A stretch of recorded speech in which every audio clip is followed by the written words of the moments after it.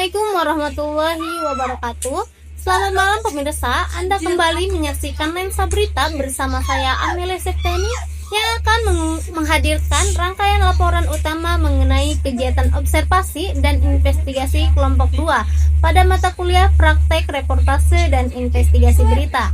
Dalam tayangan kali ini kami akan mengulas secara lengkap proses observasi lapangan, wawancara, serta dinamika yang terjadi di publik penyusunan laporan investigasi terkait layanan Trans Banten di Kota Serang. Berikut laporan selengkapnya. Pada minggu pertama, melakukan observasi lapangan di sejumlah titik jalur operasional Trans Banten, dimulai dari halte UIN Banten di kawasan UIN Sultan Maulana Hasanuddin Banten. Pengambilan footage dilakukan dengan beberapa angle, menyoroti aktivitas pengguna, kedatangan armada, serta kondisi fasilitas halte. Observasi dilanjutkan menuju halte Sinangsari di depan Universitas Sultan Ageng Tirtayasa. Tim juga melakukan wawancara awal dengan mahasiswa pengguna Trans Banten guna menggali pendapat tentang kelebihan, kekurangan, dan manfaat layanan tersebut. Hasil observasi awal ini menjadi dasar penting dalam penyusunan pertanyaan dan fokus investigasi. Terminal Pakupatan menjadi titik sentral investigasi karena merupakan pusat keberangkatan dan kedatangan armada Trans Banten. Tim melakukan dokumentasi kondisi terminal termasuk proses naik turun penumpang serta situasi di sekitar area terminal.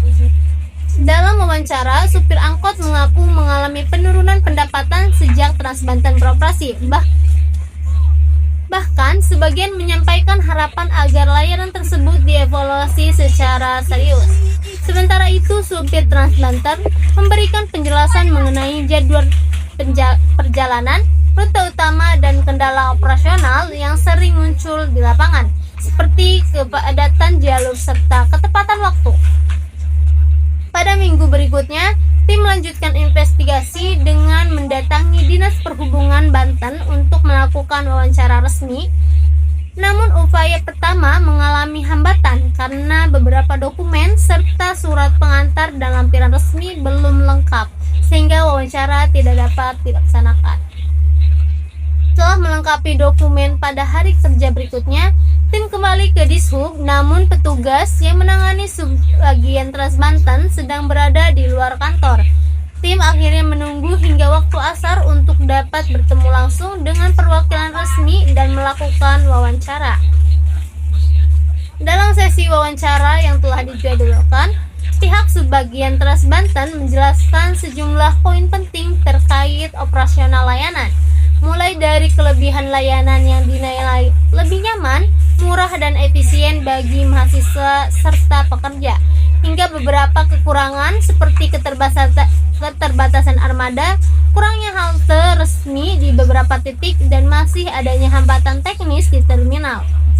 Pihak Dishub juga menegaskan bahwa evaluasi layanan terus dilakukan serta bertahap, termasuk rencana perbaikan fasilitas dan pengembangan jalur.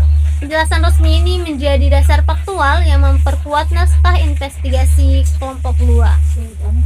Sesuai wawancara, tim melakukan revisi naskah voice over dengan menyesuaikan seluruh data agar akurat dan tidak menimbulkan misinformasi.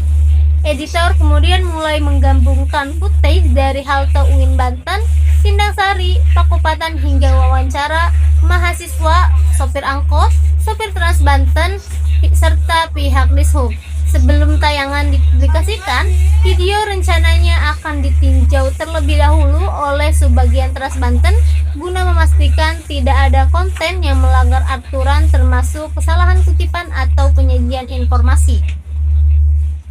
Pemirsa, itulah rangkaian laporan kegiatan observasi dan investigasi terkait layanan Trans Banten yang dilakukan oleh kelompok 2 dalam mata kuliah praktek reportase dan investigasi berita.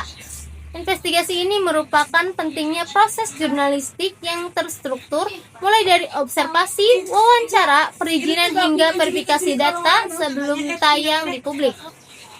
Saya Amelia Septiani pamit undur diri dari hadapan Anda. Tetaplah bersama kami dalam program Lensa Berita. Sampai jumpa pada tayangan berikutnya. Assalamualaikum warahmatullahi wabarakatuh.